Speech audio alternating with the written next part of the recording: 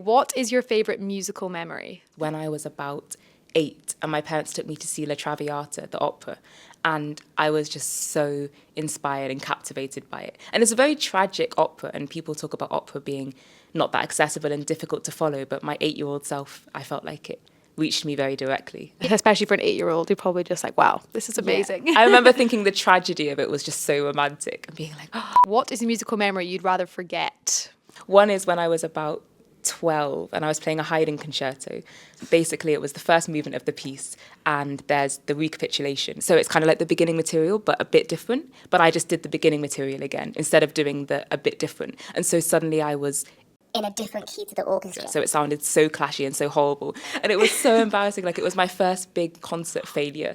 And I was like 12 and I was like, I'm never performing again. What is your dressing room must-have? I would say water, because if I'm on stage and I'm not hydrated, then you just feel like, ugh. And I once had a coughing fit on stage, actually, and I had to leave the stage. That was really embarrassing. In another life, if you weren't a musician, what would you be doing? I'd still want to be a performer. So I think I'd want to be a dancer or a musical theatre performer, like in Hamilton or something like that.